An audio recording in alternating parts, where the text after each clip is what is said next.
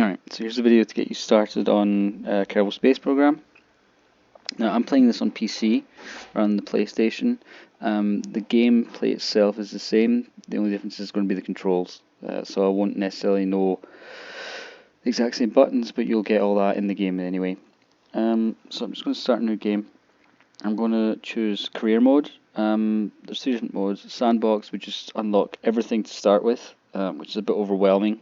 Science modes is, well, you've got to get scientific data, but that's about it. With career modes, you get money, you've got reputation and stuff like that. So it's more fun this way, and it's the best version of the game, in my opinion.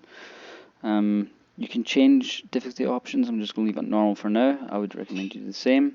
And with flag, you can just choose whatever flag you want. It has no difference except for what's going to be on the side of your ships. Alright, let's go and start. Now once it loads up, there's quite a few different buildings to start with. Your main ones for now are going to be the VAB, which is the Vehicle Assembly Building, your Research and Development, over here you've got the Mission Control, and if you want to, depending on which direction you're planning to go to, you've also got your Spaceplane Hangar. Okay. There's a few other buildings as well. Astronaut Complex would be for if you need to employ new astronauts, you would do it here. Administration Building, we'll get into that at a later stage, something I don't use that much. Runway, the only reason you need to click on that is if for upgrading things, same as your launch pad. That would be mostly for upgrades. You also have a tracking station. That's just to keep an eye on, let's say, ships you already have in space and so on. But we'll get to that at a later stage. First thing we want to do is go to the mission control. You actually have all the different buildings on the side as well. It will be like on the PlayStation as well. It's probably easier to navigate through it on the side buttons. But to start with, we will go to mission control, which is this one here. Okay, so this is where you can select your different missions that you're going to be doing. At the moment we have 4 available to us. At the beginning you can take a max of 2 contracts, so just go for the ones that you know that you're going to be able to do. You don't have to do missions to start the game, however you might as well do them, and that will give you your money and stuff that you need. So the first one I'm going to be doing is, we're going to be launching our first vessel, so we might as well take that one. So select it and just accept the contract. And if you go into active, you'll see the ones that are activated. And in this case, it will tell you exactly what your objectives are to achieve the contract. In this case, just launch any vehicle or any vessel off the launch pad, and you will receive something. What you get when you accept a contract, you get an advance payment right here. So in this case it's 1,100. You see your money up here. So that went from 25,000 that we started with to 26,000 whatnot. Now on completion of this contract, so once you've completed whatever it tells you to do, you get the money that shows here. The blue thing here, that's your reputation, your science points, and this, the star, is the reputation points. Now if you look at the top here, you'll see your money. This is your reputation, and this is science points. Reputation will just, the higher reputation, the more advanced missions you'll get, and with science points you'll need for your R&D, for the R&D. So I'll go back to available. I'm going to actually take 2 contracts because we'll be able to kill 2 birds with 1 stone in this one, because I expect for us to be able to do this one as well, gather scientific data from carbon, which we'll be able to do. So once I take it, as I said, I'll get an advance of 2,200, which is handy, and on completion I'll get that as well. So I'll just take that as well. You see here it says offer expires. That means if I just left this in here in the available missions, after 2 days in-game days, this mission will no longer be available. And then you've got a second one that says, well, actually doesn't show, because probably this one doesn't have it. My active ones expires. Okay, they never expire. With certain missions, it will then say, for example, it has to be completed by a certain date, but these ones don't expire, so that's fine for now. Okay, as you can see, both contracts maxed out, so 2 jobs to do. Next thing I'm going to go to is my VAB, or Vehicle Assembly Building, where we're going to build our first rocket. Now on the left hand side, you see what is available to us to build in the subcategories that are available to us. In the beginning, we really don't have that much, so when it comes to our pods, we only have the MK1 command pod, which only seats one person, so one crew space, which is fine for now. So I'm just going to click on that, and it'll appear in the middle of the building, like so. This is also our root part, so this anything that we pull into the game we can connect to this. Right. So at the moment, if I go to fuel tanks, I don't have any fuel tanks because the only type of fuel that we have, or engine that we have, is a solid fuel booster. Now, the way a solid fuel booster works is once I activate this thing, it's going to blow through all its fuel until it's empty, right? So there's no stopping it, there's no thrusting up, thrusting down. This thing is just going to go, right? So once it starts, that's that. So whoever's sitting inside this capsule, yeah, he's going for it. Now I'm just going to go through the different things. That, as I said, most of them aren't going to be available for us at the moment because we've not unlocked anything. Okay, we've got our aerodynamics. So when connecting things to your ship, you've got buttons down here, which are quite important. So you've got this one here, and it's the cycle symmetry count, right? So if I was to take my fin and just decided to connect it here somewhere, it would just be one fin. Now if I click on this, now it'll be 2 fins. So if I put them on the side, you'll see there's a fin on the opposite side, a symmetrical fin. To start off with this rocket, I'll put 3. I could put 4 or 5. It goes all the way up to 8. So I could have 8 fins on it, which is a bit overkill, which I don't need because it costs money as well. So I'll just stick with 3 because that'll be stable enough. The button next is toggle snap. So as you can see, when I hover over it, it kind of snaps into position. If I hold down Shift on my keyboard, it'll let me be more accurate with the PlayStation. I think it's L1 for this. And I can snap it in. If I click on that button, there's no snap, so it's much smoother.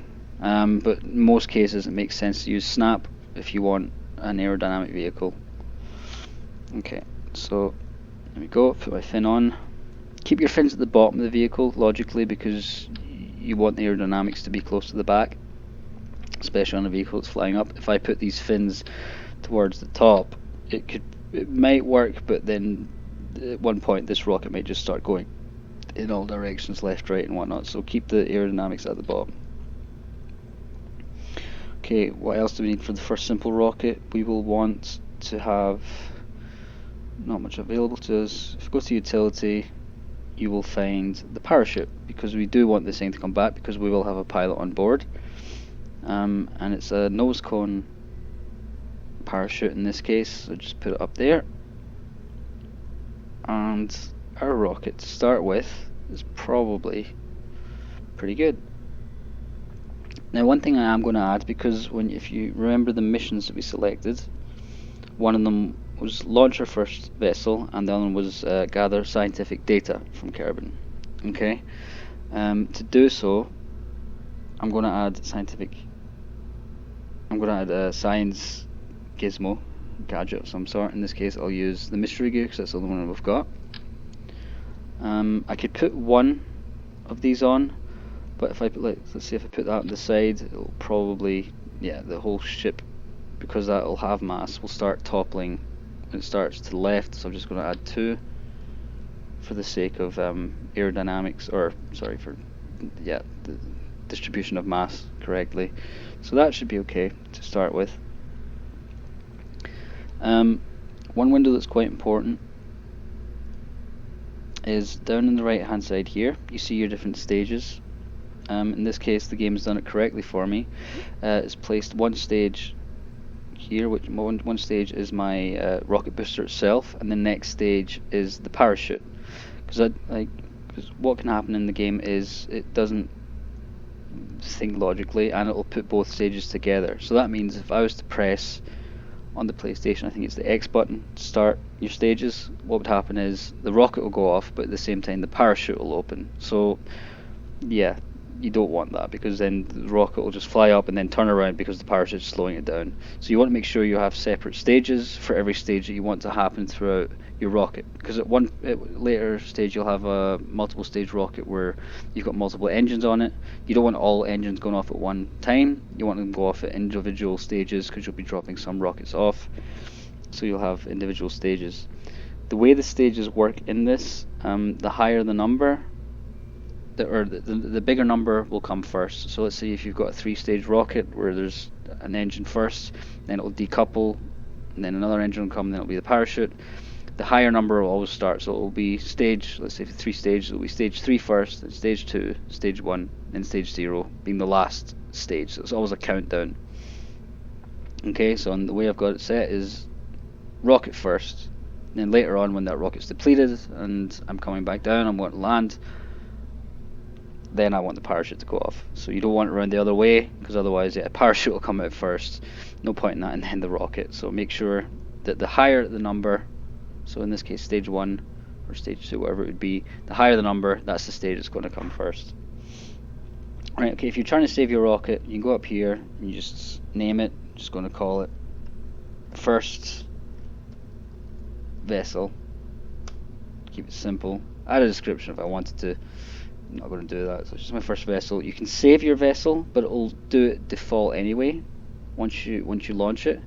But yeah, but a lot of the rockets you won't necessarily need to save, like this one. I'm only going to be using this once. So, but yeah, you'd save it there. Now we've got everything ready on this for our first rocket, for our first mission that we're doing. So let's get going. Up here you can see launch.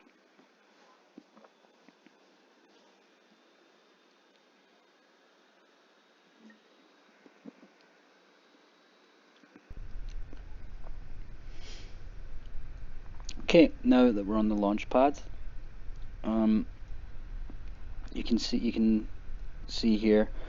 So we put our sciencey things on the side here. In our case, it's called mystery goo. So if I click on this, I think on the PlayStation it will be circle button when you hover over it. You click on it and you can observe the mystery goo. Okay, so it will go through the mission. It'll open up and do its thing, and in this case it says mystery goo observation from launchpad. So that's where we are. Goo doesn't seem to do anything much right now. Okay, so it says you can recover this science for +2 science. That means when we land this vehicle again and decide to take it back, or recover the vehicle as such, you get 3 science, or you can transmit your science for, in this case, for 1.3 science. Okay, so you wouldn't get the full value of recovering it, which makes sense because you're only sending, if it's transmission, you're only sending, let's say, half the results rather than the goo actually being in front of you. So you wouldn't get the full value of it. Thing is, so in this case with the mystery goo, you can only use this once with a pilot, because this would have to be reset by a scientist to be able to use this again. So once you've used this, I'm going to click on keep experiment. So this is just going to stay open. This is now a used experiment, and this is only going from the launch pad. Now once I launch this thing, once I'm in the air, I could open the next one or wait a bit longer till I'm in a different area, and I could observe mystery goo, and it'll give me different results, because this one is literally its state from the launch pad in standing position. So that's the results that I've got. But okay, to start, what I'm going to do, so when you check down here on your nav ball, you'll see here on the right hand side, this is your G-force. So the bar, if higher it goes, the higher the G-force. On the left side, that's your throttle. So you can up and down your throttle depending on the type of engine you have. Now our type of engine at the moment, as I said, is a solid fuel booster, so it doesn't have a throttle. Once that thing is activated, it's going to go until the fuel's empty. One thing I'm going to activate though is called the SAS. It's a stabilization assist kind of thing. So I'll activate that. That's dependent on the pilot. What that means, so the way I've got my nav ball pointed, which is straight up, means the pilot is going to hold that in that position. That's what the SAS is. So your pilot is holding that position and it will fly in that direction until you decide to fly in a different direction. If that's switched off, the it might like the forces of the fins, for example, or if you've got weight on one side, that'll start turning off in a different direction. But SAS means that this guy, your pilot here, is stabilizing it and it's going to keep it in the position that you've pointed it at. Okay, then without further ado, I'm just going to start and take off. Now you can see here, that's the amount of fuel that's left in this booster. And we're out of fuel. Okay, so here you see our surface speed. We reached about, 550 meters per second. That's just under, or yeah, it's about maybe Mach 1.5. 350 meters is the speed of sound, which is 1 Mach, approximately. So yeah, you'll notice here that this, a second ago, was a different color, your parachute on the left hand side. Anything that's over Mach, so anything that's over 350 meters is not good for your parachute. So if that shows red, don't open it, because it'll just tear it apart. You can only open your parachute when this shows grey. Sometimes it'll show orange, which means it's in a danger zone. You can open it, you can risk it, but always try and aim for grey. Okay, so we've pretty much reached our highest point, which is 12,000 meters. Not bad, quite high. Jebediah is enjoying it. He's having a great time. So the next thing to do for me now would be to open the parachute. So all I do is then, once I'm ready, is hit the stage trigger button and my parachute will deploy. Now as you see, the parachute is not fully open. If I zoom in and give this a right click, I can see at which point it will fully open. So the altitude is set to 1000. Now bear in mind that 1000 is not above sea level, that is actually above the ground, which makes things easier. Okay, so you don't have to calculate that if you're landing, let's say, somewhere in the mountains. You don't have to calculate, oh, I need it to open 5,000 meters above the ground, no, that's calculating exactly the meters above the ground that you're at. Oh, okay, this thing's flipped, so you'll see that thing's now popped open, and it should slowly start to bring us down to the ground safely.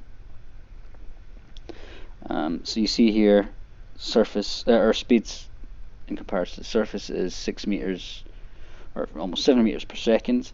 In the vehicle assembly building, you'll be able to see for each part what the maximum damage it will take, at which speed it will actually break. Okay, so I think 6 is fine. I think most vehicle parts stay intact when they hit for impact, up to 12 meters per second, something like that. So this thing should hit the ground and should be absolutely fine.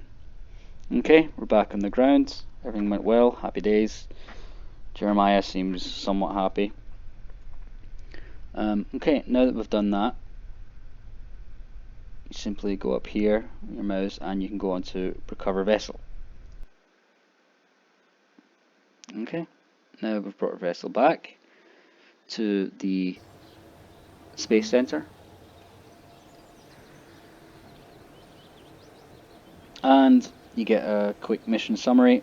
In this case, it's telling you, okay, we got, from the mystery goo that we did, we gathered 3 science, and because our vessel survived, we got 5 science out of that as well. So that gives us a total of 8 science. With the missions that we did as well, we'll have got 10 science. That's why in total we made 18 points of science. The next one shows you parts, how many parts we recovered. In this case, well, the whole thing, because we brought it all back. And you see here the funds that you got. So you get money back for each part that you recover. So let's say when you're flying up to space and you get rid of a piece that you don't need anymore. You leave a piece up there. You're not going to get money back for that. And also, the further you are from your space center, the less funding you're going to get. Okay, so the closer you are, the more money you're going to get back for it. So as you can see here, the part is valued at 588, the command pod, and we got a whole 588 back. If we would have landed over here in the mountain somewhere, this number wouldn't have been quite as high, for example. Okay, and in this window you see crew. That just gives you the XP that he's gathered for the flight that he's done. And you'll see down here your reputation that you get as well. Yeah, so that's your money. So we've gained quite a lot. We started off with 25,000. Now we've gained up to 108,000. So we've made a good bit of money. Reputation, as you can see, it's went up a bit. Reputation you need for the higher reputation, the better or more prestige missions you'll receive. This is your science points. We will need this now shortly, and I'll show you for what. You need that for your R&D, for your research and development department. Right. Okay, and down here in the right hand corner, you can see you'll see you've got messages, which will just show us where some of the science will come from. In this case, there's world first milestones, broken a speed record of 25 meters per second, launched first vehicle, speeds reached, height reached, and so on. So you'll just get things for this. This will give you reputation points, money, and science over a period of time. Okay, so I'll just delete that. You can delete these afterwards, otherwise they'll just stay in that list, so just get rid of them. Here it shows you, okay, we did our first contract, which was launch first vessel. So we got money, or completion rewards for that. Gather scientific data, that's what we did when we were on the launch pad, and so on. It just gives that information. Just delete all that, because we've completed that now. Okay, so for now I'll go back to mission control. See, and as you can see, available missions. Well, we've got quite a lot more. When it comes to these ones, you can see it says conduct a focused observational survey of Kerbin. Any of the ones that are observational surveys, if you go into it, it'll give you more information of the objects, what you have to do. And for example, here it says take a crew report in flight above 18,700 meters near Kraken's greatness. Or the next one, blah blah blah, near site 1BC8. Now, all these missions, the observational survey ones, aren't meant for rockets like what we've built. That's more for planes, okay? Because you're going to have to fly to a specific area to be able to complete these missions, or to be able to do the 17.7 near this site. You're not going to be able to fly there with a rocket. So that would be for more the mission, yeah, for the missions where you're building planes and flying around the planet. So you can, unless you're doing planes, ignore them for now, and you just start looking down at other missions. You've got these ones, for example, where it'll say haul MK16 parachute into flight above Kerbin. Now, we don't have the MK16 parachute yet, so anything like it shows the R&D button on, so the research and development, they'll give you this as a experimental part, so you'll be able to use it. Okay, you'll be able to use these parts on the ship that you build. Once you've completed the mission, these will disappear again until you've unlocked them in your R&D. So this is just giving you like a sneak peek of what's available. And it gives you science points, money, and so on. So again, you'd get your advance for accepting these missions, and on completion you would get your reputation, science, and your money. To be able to complete these, it'll tell you in your objectives what you have to do. In this case, you'd have to have the parachute on your vehicle. You'd have to be on Kerbin to use it. You'd have to be flying, so yeah, you have to be in the air. And you'd have to open it or activate it during the altitudes of 3,009 or 3,009,000 and a speed of that and that. Now, to be honest, these missions don't really give you that much money and advance. Like if you feel that you need it, if you're struggling, you can always go into these missions, but they're not that rewarding in the end. They're more rewarding just for the fact that you get the part before you've unlocked it in R&D, right? But once you've completed, because they'll be there as an experimental thing in your. You can always use them as a building part, but once you've completed that mission, it will disappear again. I personally do them. I stick to other missions. All right, one mission I do expect that we will be doing is escape from the atmosphere. We're definitely doing that next. That's one thing that I definitely want to do. So I will accept this mission for now. All the other ones, I'm not going to test. I don't really feel the need. Even though the money, yeah, it's actually not bad. It'd be worth considering, but I'm just going to skip it for now. You can do these at your own leisure if you wanted to. Orbit Kerbin would be one of the next one I expect to do. Not with the next missions. I'm just going to leave that free, just so that I don't max out my contracts. However, you will see with this one, this expires in 2 days and 23 hours, so I'll want to make sure I accept it before then, otherwise it's gone and I will not be able to get this 48,000 to complete it. Now, if I do accept it, if I did decide to accept it, I'll have a certain time before the contract runs out. With this one, actually, this is the type of mission that won't run out, but if I click this one, for example, you'll see, okay, it expires in 23 hours, so in 23 hours I won't be able to accept or decline this contract. But let's say I was to accept it, I would have a duration of 1 year and 61 days to complete it, so I could leave that as an active contract for a while if I decided to do so. But I'm just going to leave it for now. Alright, let's go back. Let's leave the facility. Okay, as you can see up here, as I mentioned, we have our science points. So we have 18 science points. So I'm going to go into my R&D, research and development, because as I said, like the next mission that we're going to be doing is escaping the atmosphere. Atmosphere in this game is at, or Kerbin's atmosphere is at 70,000 meters. Okay. So the rocket that we just used only brought us up as high as 12,000 maybe. So the question is, what could we do? Maybe just slap a few more rockets on the side of it? Could work. Or we can unlock our tech tree. As you can see, the tech tree is quite big. It goes off in quite a lot of directions. But for now, we're just going to stick to the simple side of the tech tree because we've only got 2 that we can unlock. So that's a start. That's what we've already researched. That's the parts that we already own. Now, if I select basic rocketry, it will show me 3 more parts that I can unlock. Okay, in this case, it gives us another solid fuel booster, which is pretty much double the size of the fuel booster we started with. It'll probably have a higher thrust as well, so that'll give us quite a lot of power. We've also unlocked a new type of engine, which is a liquid fuel engine.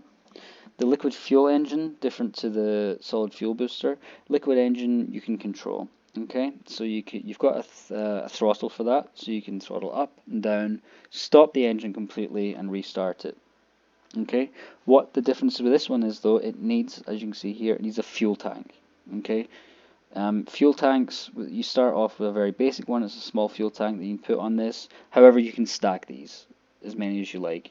Okay, the more you stack, the less stability or the heavier the vehicle is going to get. I'm going to unlock this for now. Okay, so it needs research points of 5. We have a total of 18 at the moment, so I will accept. Okay, as you can see, it will keep unlocking upwards of the tech tree.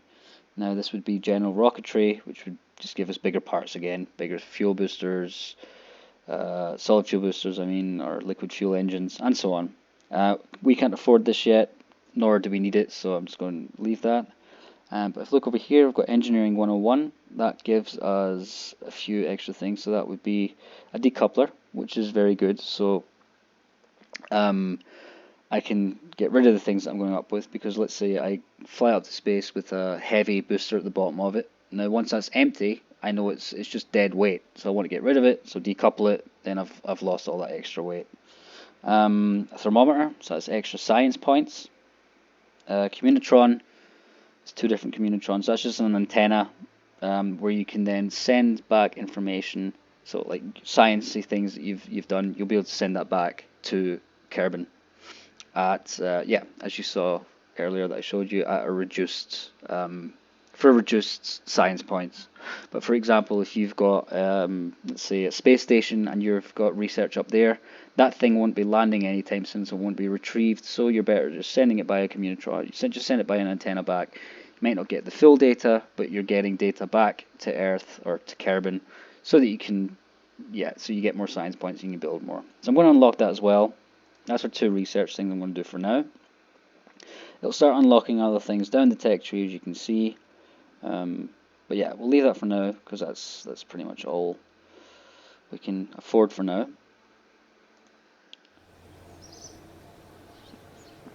And we will head back to our vehicle assembly building.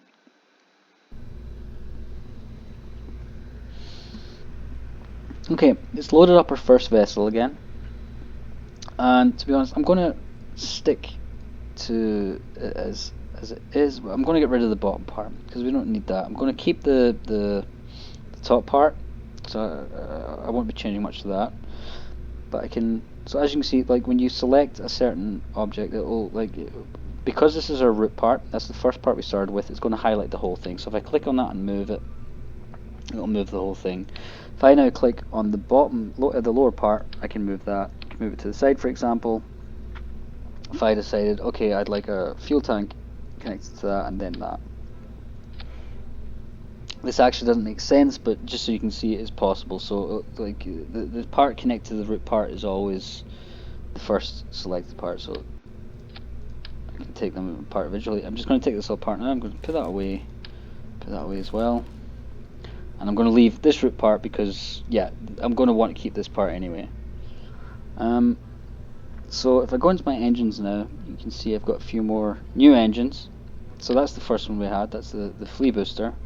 Now we've unlocked the hammer booster, which is, as you can see, is double in size.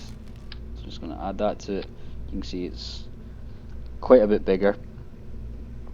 So I could lodge that. One thing I'm going to do with this case, because if I try and bring this whole thing back to the ground, it's going to be very heavy. It's going to be very heavy, and it's going to cause me to hit the ground like a lawn dart, which I don't want to do. So I'm going to add the decoupler to this, so that when I do reach the top, or reach space, I can decouple this, so that the only thing that's going to be coming back is this. I don't need all of this to come back with me, because it's going to be too heavy for this parachute, and I'm probably just going to hit the ground at full speed and lose my pilot, lose my science, lose everything.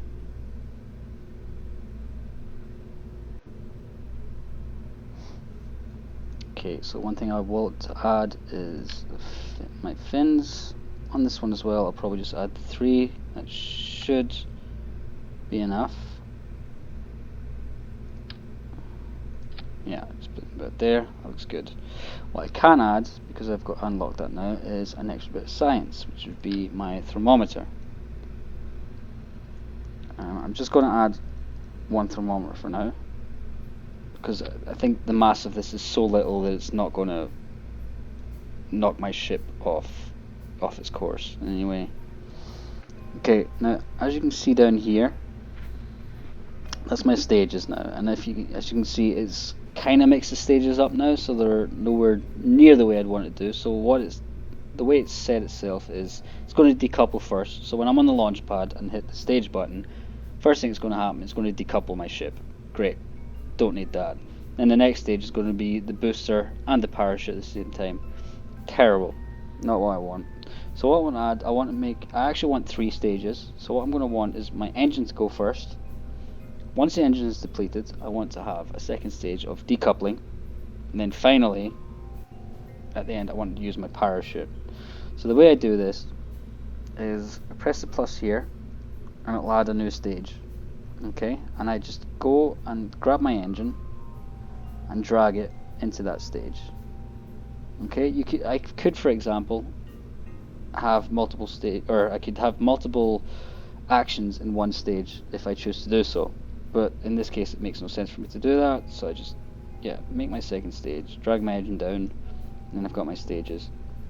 You can also just drag the whole stage, so like if I had in stage 0, let's say I have parachute and a few other things in there, I can just drag the whole stage to where I'd need it to be. In this case, I'm happy with that. So again, biggest number is the stage that goes first. So stage 2 is my rocket. I'm happy with that. Stage 1 is then the decoupling. Happy with that. Final stage is parachute. Yeah, that looks good. I'm happy with that. Okay, so let's just call this new vehicle. Let's call it 1.1 MK. There we go. I could save it if I wanted to. Not going to because I'm not that fussed. But now that that's complete, just do a double check. Everything's fine. I've got everything on it I want. Down here as well, I can also check what my missions are. In this case, it's escape the atmosphere. I can click on the note. Is there anything I need to know? Breach the atmosphere by flying a vessel to an altitude of 70,000 meters to achieve this goal. Okay, so there's nothing else specific I have to do except fly to that goal. Now, in this game, a lot of it is trial and error. Okay, I'm not necessarily going to know if this engine's going to bring me there. Okay, so it's trial and error and figuring it out. I'm just going to go for it and see what happens. So go to launch.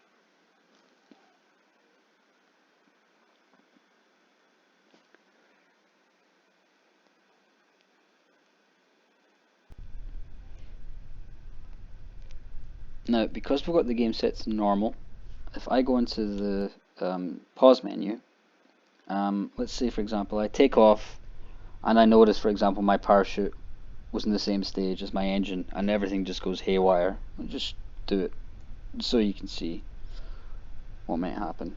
So if I start my engine, I notice, oh, wait a minute, my parachute's deployed at the same time. Oh no, that's not what I wanted. Yeah, not good. Not what I want. This happened to me at the beginning when I played this a lot, these kind of things, and it was very frustrating until I understood that it's all to do with the staging. Okay, so what you can do is if you hit the pause button, you've got an option of revert flight. Okay, so when you click on that, you can either revert to launch, which will bring you back to the launch pad where we were, and it will have the exact same settings as it was previously. Let's say I've got my staging all incorrect. On the launch pad, I can change that. I can fix all that.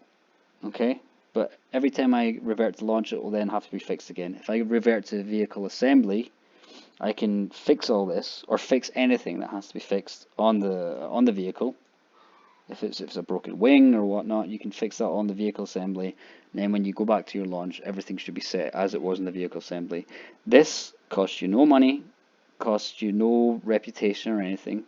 It's just an option in the game. It literally just takes you back the seconds it's saying it's taking you back. Okay, so the way the game's set is you can use this as many times as you want, which is good because as I said, it's trial and error. That's why you don't have to start calculating or anything like that. You just revert and figure out the errors from there. Right, so I've just went back to the launch pad because I know that my stages are actually set correctly. Okay, one thing I'm going to do is let's right click on my thermometer. Let's log the temperature. Readings are literally nominal. Okay, right. Okay, so I'll keep that experiment. If I right click on the crew hatch itself, I can also do a crew report, and in this case, yeah, record the crew's assessment of the situation. Not much points because it's literally not going to be that exciting. I'm on the launch pad, so I'm just going to reset that for now. Okay, again, I'm going to switch on my SAS, my stabilization assistance system, whatever it's called. Make sure that my pilot keeps control of the situation, and off we go. And as you can see here, the G-force is pretty good. 5 Gs, you'll be feeling that, without doubt. Surface temperature, surface speeds, it's reaching quite high, picking up a lot of speeds. That's at Mach 2, reaching Mach 3, and now as you can see on my ship, there's a lot of atmospheric pressure. It's burning up, and that's what these little bars are as well. Once that reaches the top, these parts are going to explode. They're going to burn. Okay. Reason for that is we've reached such a high speed at low altitude already. Now you're seeing it starting to cool down. Um, One hint is under 10,000 meters. Make sure you, in general, don't reach over Mach 1, so over 350 meters per second, just because parts will start to burn up and it's a complete waste of fuel and energy. Because under 10,000 meters, you've got the thickest atmosphere, and anything above Mach 1 is just, yeah, it's just a waste of energy. Alright, so as we can see, we're getting quite high. In this game, 70,000 is considered space. So you'll see now in a moment, we'll have actually reached space. Yeah, here, music has started. Once you're in space, music comes on. And look at that, look how cool that is. We've made it. Our first space flight. Now we can do an experiment. Let's observe our go. And we get 10 science points for that. Observation while near Kerbal, the goo seems to have clumped into a sphere. It also appears to have become brittle. Okay, so that's space near Kerbal. The higher up you get, you'll have different areas of observation. This one's near space or near Kerbal. I think at 250,000 meters you'll be space far from Kerbal, so it will give you different science points. In this case, I'm just going to keep this. I could do. Let's log the temperature as well. I'm going to overwrite the previous scan because, yeah, I can probably get more points from here. As you can see, 8 science points. I will keep the experiment. And let's have a look. Jebediah, looking happy out. First man in space, or yeah, first Kerbal in space. But yeah, he's pretty chill, considering. I could also do a right click on the crew hatch, and I could do a crew report. See what he thinks about it. Seems we are very much in space right now. The sky seems to be mostly below us. Yeah, gives us a bit more points as well. Now, if I had an antenna on the ship, I could transmit this science. I would get full science for it because this is only a verbal bit of information as science. So that's I don't need to bring anything back to be able to pass on this information. So if I had a antenna on this, I could transmit this data. A lot of times that's handy because yeah, you're saving space for to be able to save other parts, other bits of data. I'm going to keep it for now. As we can see now, we're actually falling back to the ground. Oh, one thing I forgot to do, one thing I definitely don't want connected to me is this bottom part. So let's just click the button and drop that part. Now this the detachment has a bit of a jettison on it, so it's only a few meters per second, but it's enough to push this piece away from me. Usually I should have done this on the way up rather than the way down, but yeah, it should hopefully be fine. Hope I don't end up ramming into it. Now, of course, this thing will have a different mass, a different area of attack when it comes to when we hit the atmosphere again. So it will react differently to our ship. Our ship, as you can see, we're pointing to the bottom. This has a big area, flat area of attack. So hopefully, the atmosphere should slow us down. Right now we're still picking up on speed, but we're still up high. As you can see, the atmosphere is still quite thin. But the closer we get to the planet, we should start slowing down. If you look on the right hand side here, it shows the parachute as being orange rather than grey. That means if it was red, it means you definitely can't open it. If you open it during those, when it's red, as it is now, the parachute's going to tear. Okay, so there's no point in opening it because you're going to end up with no parachute. Actually, let me just do this other mystery goo. And upper atmosphere, I'll keep that. Okay, so the atmospheric pressure is starting to work. You can see we're getting a bit of drag, starting to slow down. Actually, I don't even know where our other part went. Long gone. Okay, so the parachute won't work over Mach 1. So it won't work over 350 meters per second, it will tear at that point. Now that we're reaching a lower speed, we would now be able to open our parachute and it will start slowing us down. So if I was to pop my parachute, it's a bit early, but it's fine because it's not going to fully deploy. You see, it's only half deployed. If I decided, okay, this is a heavy vehicle, I would need this parachute to fully deploy sooner. Just right click on that and I can change the altitude. Again, this 1000 isn't above sea level, this is above the ground beneath us. So you just have to roughly have an idea of when you want it to open. In this case, it's not a heavy vehicle, so I know 1,000 meters above the ground will be absolutely fine. It's more likely more than enough. See, so we're at 1,100 when it opened, but that's because the ground underneath us is probably at 100 meters per second. Fully deployed, and we're now going towards the surface at a fairly slow speed. Oh, and that explosion, that was our booster rocket that's just whacked the ground in a different area. So what I'm going to do is, rather than wait for the next 30 seconds for this thing to go down, I'm just going to speed up time. I can do this over here. While I'm in the atmosphere, the max speed the max time warp I can do is ×4. While you're in space, the further you are from a planet or some kind of body of such, you'll be able to max the speed, because you don't want to be flying around in space. If you're orbiting the sun or something like that, you don't want to have to wait 300 days to actually land somewhere. Okay, so now we're on the ground. Again, just go up here and recover vessel.